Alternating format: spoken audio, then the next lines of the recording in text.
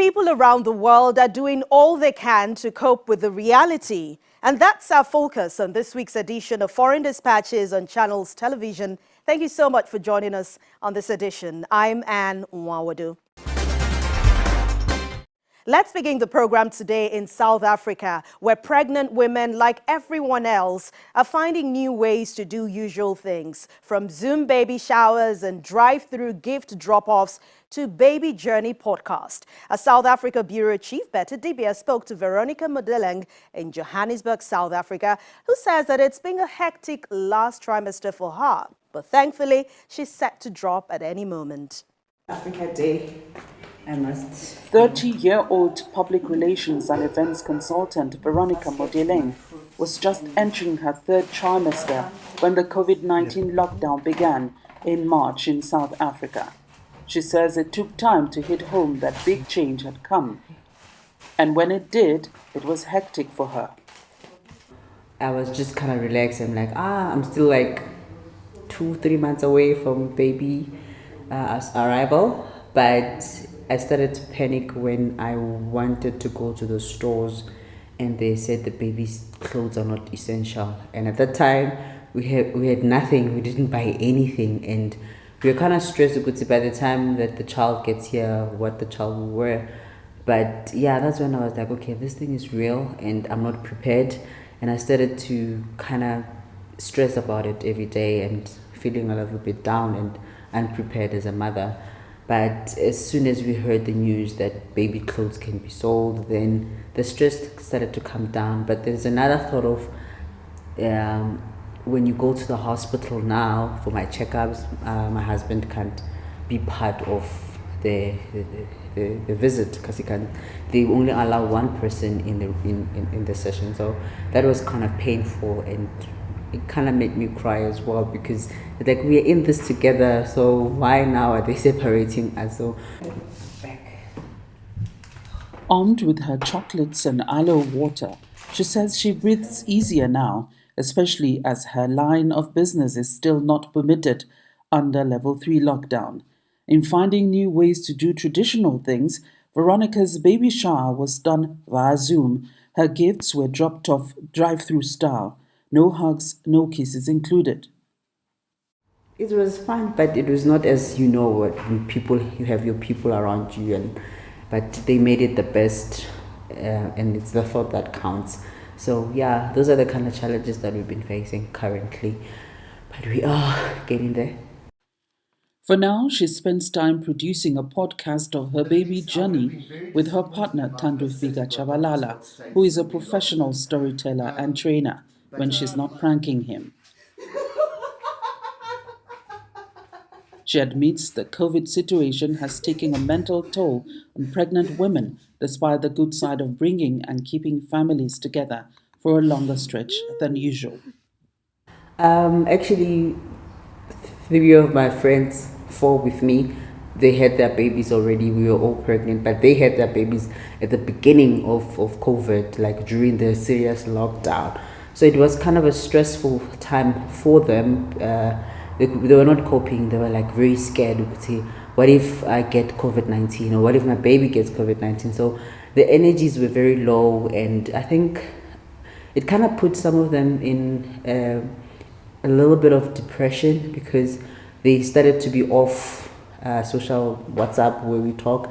They'll reply after 2 or 3 days, and they're like, no, I didn't want to talk. So it was really mentally hurting them. You could see this thing is happening and they're about to give birth right in the middle of lockdown. So it was not a good time. It was very heavy on them. So let's look at the positive side of COVID. It has brought families together. As a pregnant person, you need your people around you.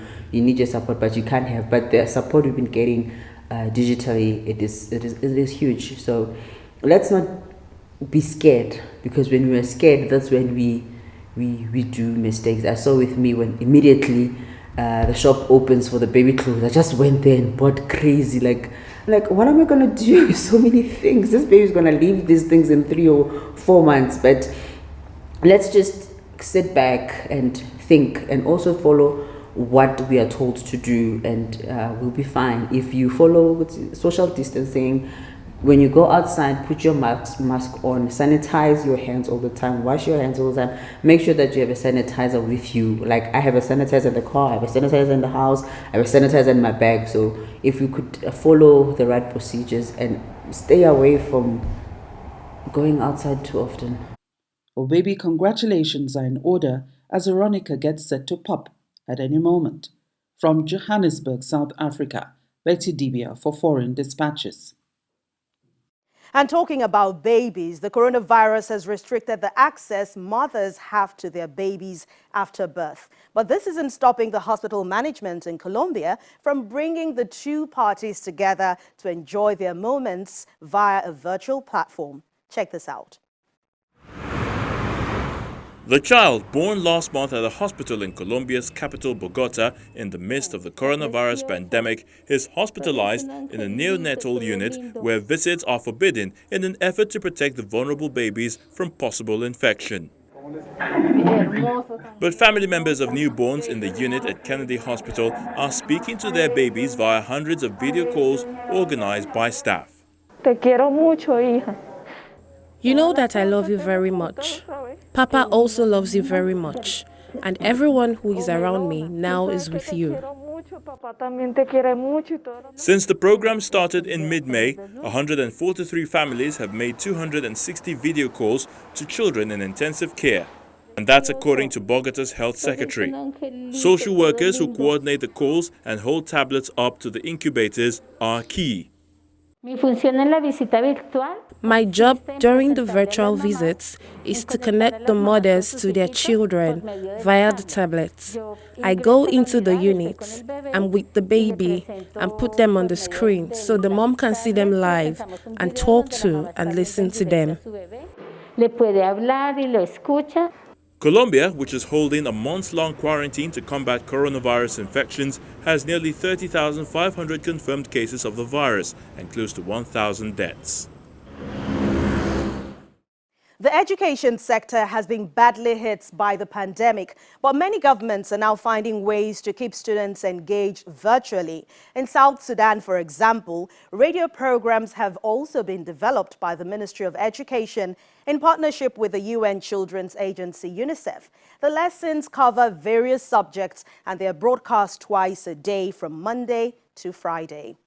Interactive radio instruction lessons. The radio programs developed by the Ministry of Education in partnership with the UN Children's Agency, UNICEF, are meant to help students continue learning after schools were closed to help curb the spread of COVID-19 in South Sudan. Our topic for this morning is reproduction in mammals. Now, I said our lesson is about adolescence. What is it?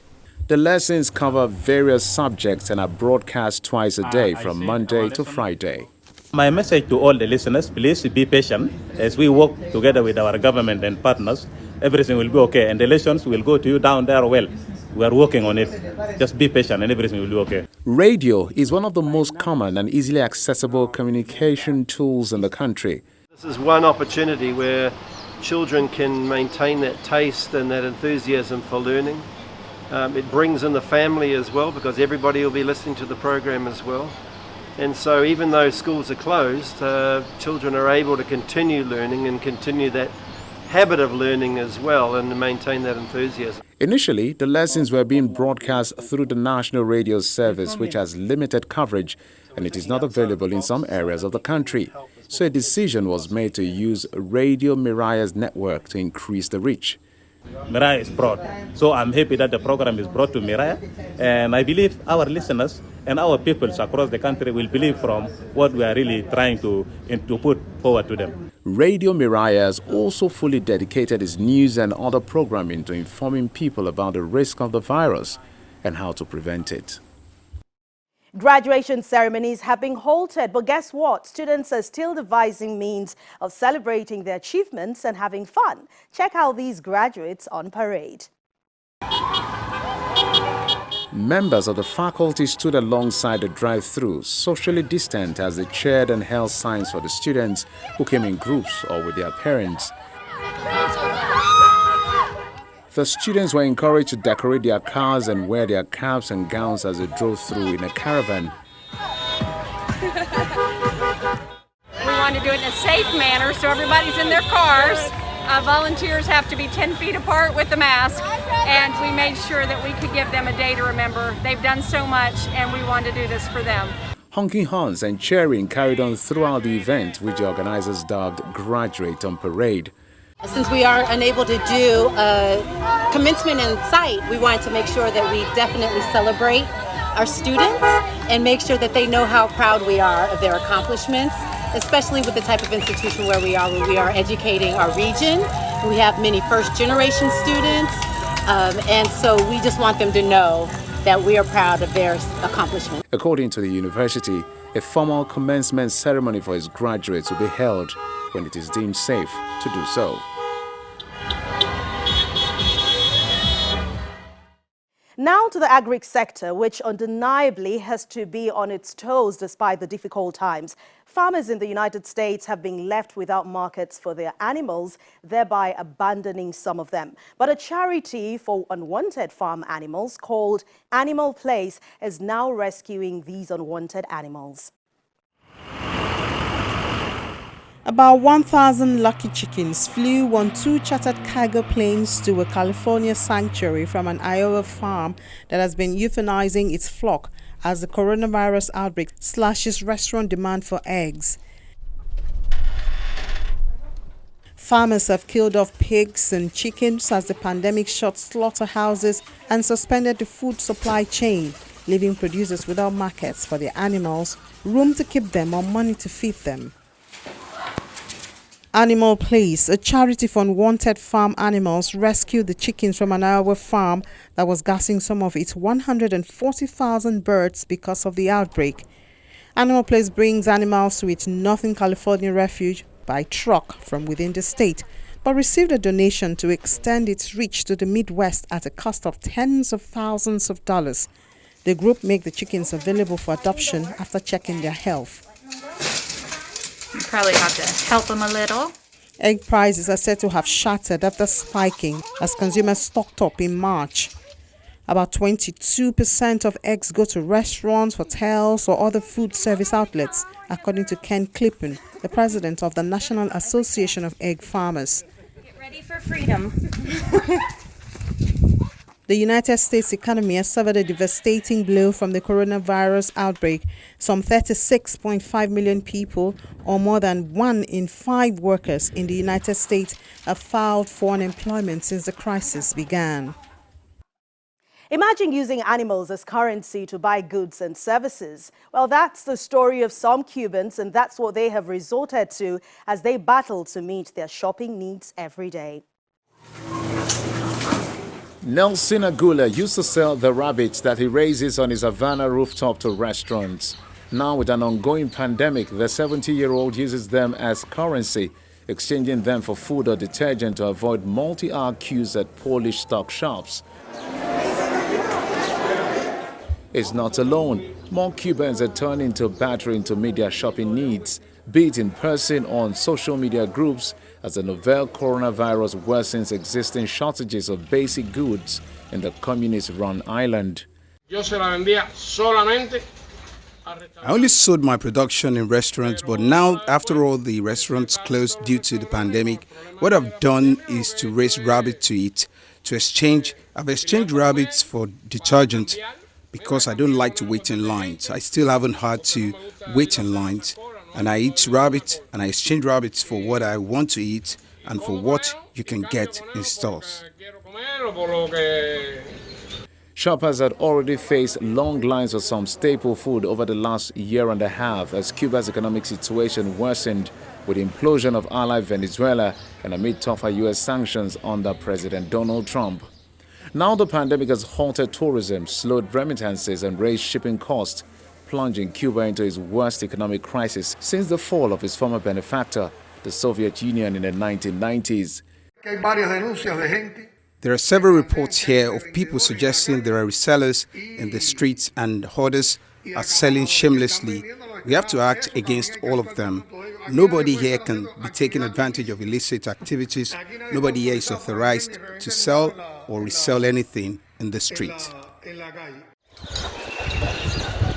Lenin Damien, who raises chickens and rabbits on his rooftop just east of Havana, usually keeps them for his own family, but these days he uses them in barter swaps with his neighbors.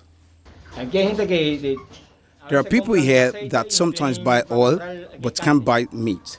And the only thing I can do for them is to make it easier for them to get meat. So instead of buying oil in the shop, I barter it for rabbit meat. You're still watching Foreign Dispatches on Channels Television. Restaurants, pubs and relaxation centers have deeply felt the impact of COVID-19. While some are beginning to come alive again with the relaxation of restriction of movement, many others are still grappling with survival. It's also mixed feelings for customers. These and related stories coming up next. At the Dadawan restaurant in the southern Dutch city of Maastricht, an unusual group of new staffers has been brought in to help after the Netherlands eased its coronavirus lockdown this week. Robots. A robotic trio of waiters named Amy, Aka and James roll back and forth from the bar at the Asian fusion restaurant, handing out drinks and lessening the number of trips that human staff need to make through the restaurant. Each robot has a simple humanoid figure, including arms, to hold serving trays. Simple displays on their faces show a smile or occasionally a frown. The service can be a bit stiff. "Hi, here is your order. Please take it away from the tray. I will go back automatically in 20 seconds. Amy informs a pair of women seated at a booth after presenting them with 2 glasses of iced tea. Customers must pick up their own drinks. Though robotic servers were introduced in China several years ago and has since become a novelty at restaurants around the world, only a handful of Dutch eateries have so far introduced them. For now, Dadawan's robo service is limited to drink delivery, but the owner hopes to quickly widen their repertoire. Our team is actually really happy with the robots. They actually have each their own secretary who help with the work so that they can also come into more contact with guests. Walking from the bar to the tables and from the kitchen to the tables is no longer necessary. This offers extra space to give our guests a better experience. Staff who wear face masks load drinks onto the trays, press a table in number, then stand back as the robot rolls away. Restaurants in the Netherlands were closed from mid-March to June the 1st for everything but takeout and delivery. Hi, here is your order. Please take it away from the tray. Since Monday, restaurants have been allowed to receive up to 30 people with a minimum distance of 1.5 meters, that's 5 feet, between tables. Diners must make an appointment in advance. Let's head to Sao Paulo in Brazil, the site of the worst outbreak in Brazil, a country where nearly 30,000 people have died of the virus. Visiting loved ones in hospitals and care homes has been very impossible for these people. But thanks to a novel invention by local businessman Bruno Zani, families can now embrace each other again. Dia Villaboas, a 93-year-old resident of a nursing home in western Sao Paulo, had gone 70 days without seeing her daughter until Saturday, May the 30th, when the pair hugged and danced together in an emotional reunion. It's been more than 70 days without talking to her. This hug is the first time since the beginning of the pandemic. It's very rewarding. The coronavirus pandemic has yet to reach its peak in Sao Paulo, the site of the worst outbreak in Brazil, a country where nearly 30,000 people had died as of Monday evening. But thanks to a novel invention by local businessman Bruno Zani, Dia Villaboas' daughter, Daisuri Villaboas, was able to embrace her mother once again. I am a party decorator. I always used to make my spare flowers at the end of parties to nursing homes, and I made donations to the charity Flor Gentil, which works with nursing homes. With the pandemic, parties stopped, and that's when I thought of this approach as part of a social service. It hit me seeing how hard it was for families and for the person who is confined. They could no longer meet. The nursing home was closed. It may not be a normal mother-daughter encounter. The two are separated by translucent plastic curtain outfitted with holes for dialysis arms, which are themselves wrapped in protective equipment, but the duo do not seem to mind. Zani, the businessman who invented the system, makes a living as a party decorator, though business has all but ceased during the pandemic. During normal times, he donates flowers from the parties to the nursing homes. He said he settled on his most recent idea after talking with psychologists, therapists and other specialists.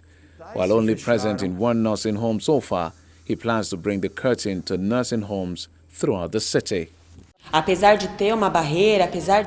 Despite having that barrier, there is a touch that happens. The contact of the elderly person with their family members and vice versa is made possible and is extremely valid. It kills the longing that one has after a long time apart. We can promote this reunion, this interaction, this conversation. And finally, on Foreign Dispatches today, a non-profit that promotes peaceful coexistence in the Healing neighborhood of small red block homes with flat roofs known for gang violence and police brutality in Venezuela are now using those same rooftops to entertain residents amidst the lockdown. The sprawling working-class area of Pater on the east side of Venezuela's capital of Caracas has made headlines recently for brutal gang battles that raged for days despite a nationwide quarantine to prevent the spread of the coronavirus. But on Monday, June the 1st night, residents itching for activity after more than 2 months on lockdown placed chairs on their rooftops or sat on the theme. Concrete staircases winding through the sprawling barrio to enjoy a public screening of the animated film Aladdin, put on by a local non-profit. Tenemos el mismo título, jamás nos despegan del mismo título. No, en realidad mi mamá está ahí. Cualquiera sabe que es Aladdin. Ahí está la princesa, ahí está el tigre, ahí está. Bueno, me parece genial esta idea. I think it's great, this idea, this initiative, because it's a distraction for the children who are in isolation. Children get bored a lot. We have done things like put on DVDs and there's the internet, the computer, but this is something else, a cinema but at home. The screening was part of a series of movie showings put on by Unloading Zone, a non-profit that promotes peaceful coexistence in the Healing neighborhood of small red block homes with flat roofs known for gang violence and police brutality. La gente ha recibido esta propuesta. People have welcomed this proposal with great joy and happiness because in this area where we are walking in, many don't have televisions, they don't have computers, not even a smartphone. And to see this projection, it connects dreams and brings families together. Similar projects which seek to mitigate physical isolation in the midst of the pandemic have been developed in the favelas of Rio de Janeiro in Brazil.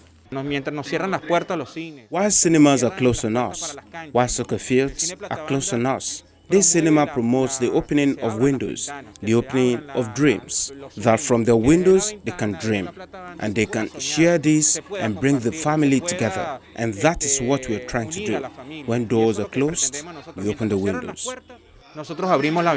The activities show a different side of a neighborhood that in early May made national headlines for several straight days of gunfire between rival gangs, resulting in the deployment of heavily armed security forces in sector of the neighborhood.